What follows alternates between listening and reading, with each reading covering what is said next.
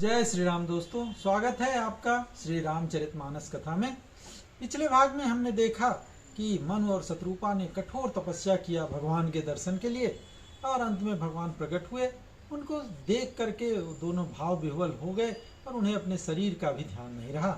फिर भगवान ने कहा वर मांगो, और तब उन्होंने क्या वर मांगा, ये कथा आज के प्रसंग में। चलिए शुरू करते हैं आज की कथा।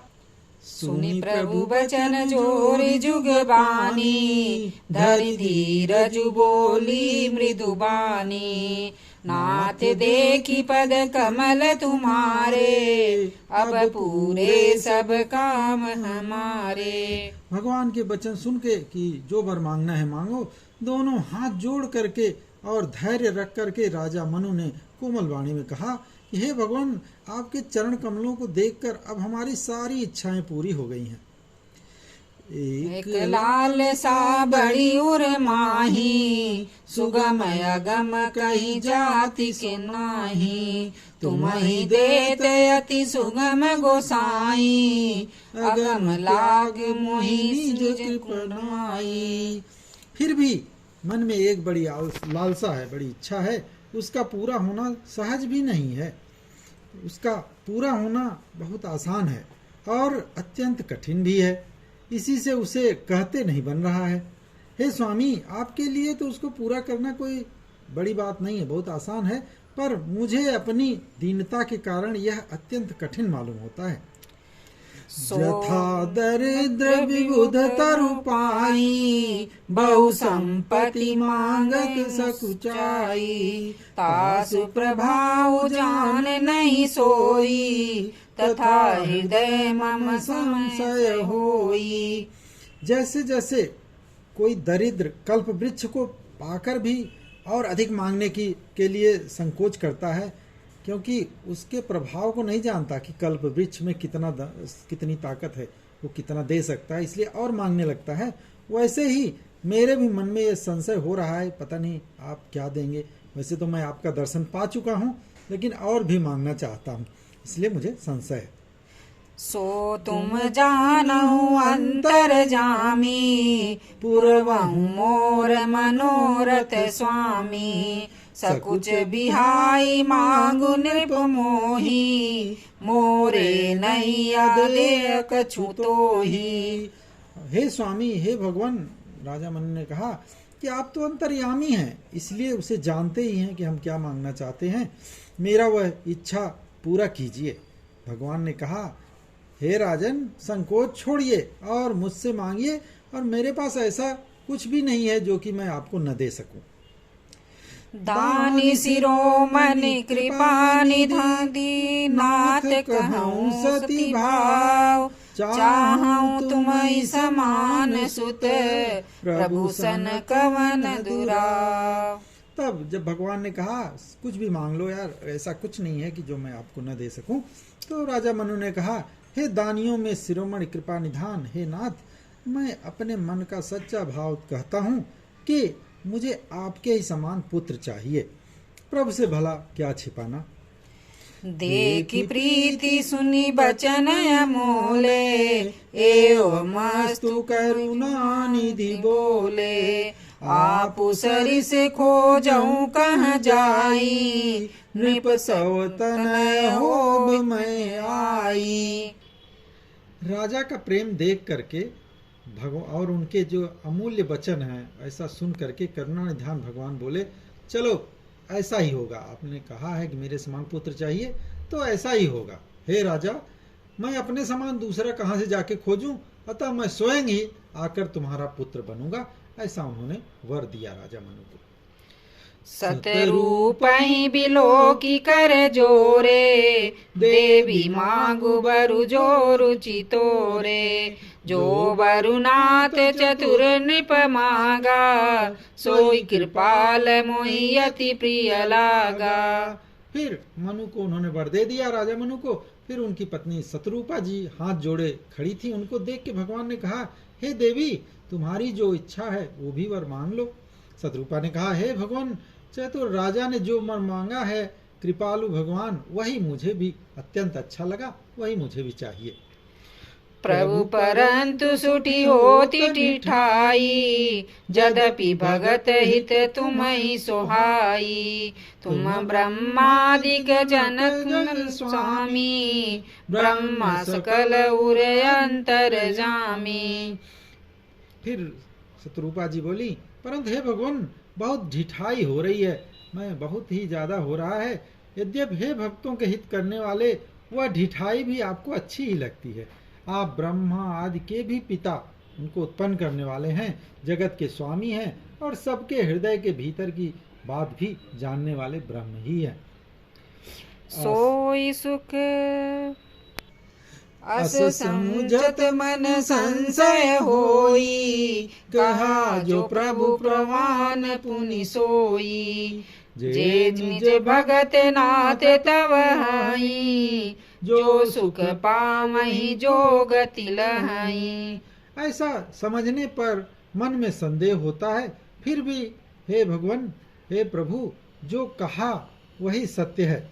मैं तो वही मांगती हूँ कि हे नाथ, आप जो निज जन हैं, वे जो अलौकिक अखंड सुख पाते हैं और जिस परम गति को प्राप्त होते हैं, सोई सुख सोई गति सोई भगति, सोई निज चरण सनेव। सोई विवेक सोई रहनि प्रभु, हमहि कृपा करि देव।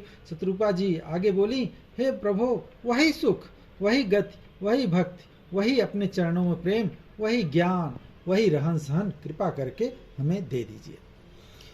सुनि मृदु गुण रुचिर बर रचना, कृपा सिंधु बोले मृदु रचना। जो कछु रुचि तुम्हारे मन माही, मैं सो दीन सब संशय नाही। मातु रानी जी की, रानी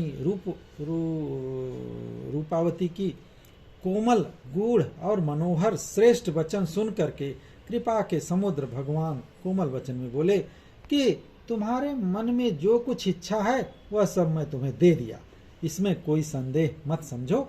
मैं जो आप मांग रही हैं वो मैं आपको दे रहा हूँ। बड़ी चालाकी से उन्होंने दो वर मांग लिया, एक तो पुत्र मांग ही लिया था, दूसरा उन्होंने अपना भक्ति भी उनका मांग लिया। ऐसा जो है उनकी चालाकी देख करके भगवान भी मुस्कुराए। मातु विवेक लौकिक तोरे, कबहु न मिटिहि अनुग्रह मोरे। बंदी चरण मनु कहूँ बहोरी, अवर एक विनती प्रभु मोरी। फिर भगवान ने कहा, हे माता, मेरी कृपा से तुम्हारा अलौकिक ज्ञान कभी नष्ट नहीं होगा। तब मनु ने भगवान के चरणों की वंदना करके फिर से कहा, हे प्रभु, मेरी एक विनती और है।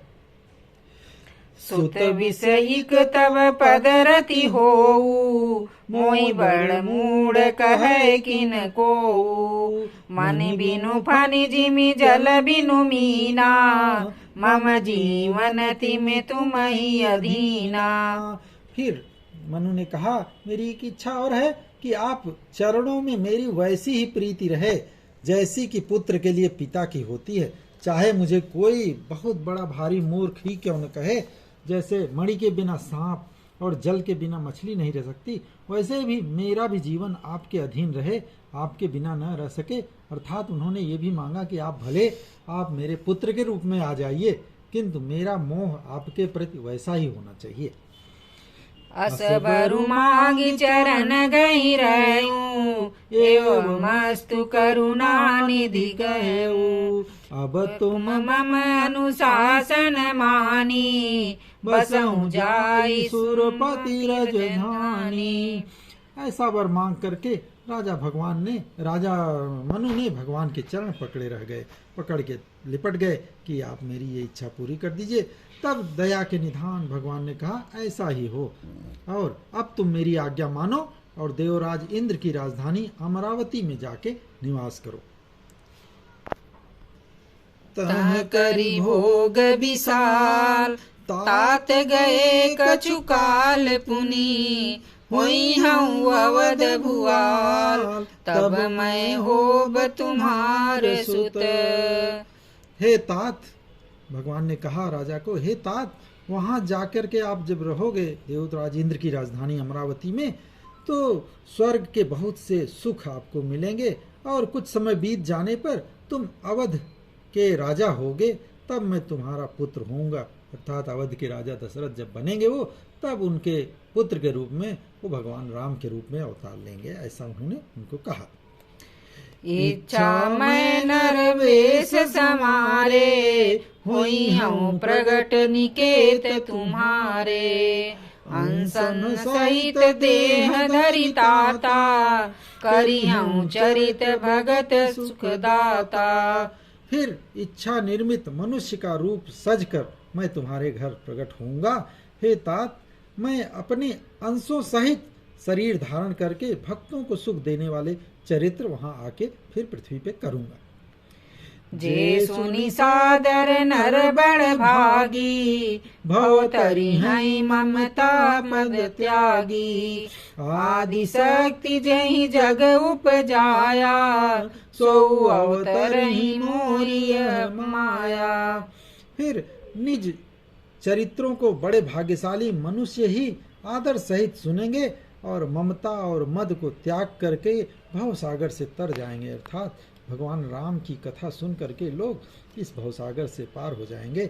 आदि शक्ति, यह मेरी जो स्वरूप भूता माया है जिन्होंने की जगत को उत्पन्न किया है, वो भी मेरे साथ अवतार लेंगी। पूर्व मैं अभिलाष तुम्हारा, सत्य सत्यपन सत्य हमारा। पुनि पुनि यस कहीं कृपा निधाना, अंतर्धान भये भगवाना। इस प्रकार मैं तुम्हारी अभिलाषा पूरी करूंगा, तुम्हारी इच्छा पूरी करूंगा। ये मेरा प्रण है, सत्य है, सत्य है, सत्य है, ऐसा कह करके कृपा निधान भगवान बार बार जो है ऐसा दोहराया कि घबराओ मत, मैं तुम्हारी इच्छा पूरी करूंगा। और फिर वो अंतर्ध्यान हो गए। दंपति उर धरि भगत कृपाला, तेहि आश्रम निवसे कछु काला। समय पाई तनु तजियन आशा, जाई कीन अमरावती बासा।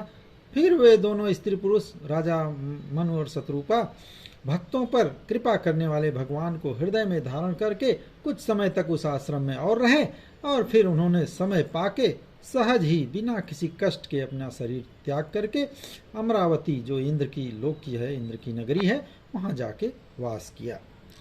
यह इतिहास पुनित अति, उमई कहीं वृष के। भरद्वाज सुनु अपर पुनि, राम जन्म कर हेत। याज्ञवल्क्य जी कहते हैं कि हे भरद्वाज सुनो, चूंकि याज्ञवल्क्य जी भी भरद्वाज को एक कथा सुना रहे हैं, तो उन्होंने बोला हे भरद्वाज सुनो, इस अत्यंत पवित्र इतिहास को, इस कथा को भगवान शिव ने पार्वती जी से कहा था। अब श्री राम जी के अवतार लेने का दूसरा कारण भी सुनो। ये तो एक कारण ये हो गया, और भी कई कारण हैं, तो अगला कारण क्या है ये हम करेंगे अगले भाग में।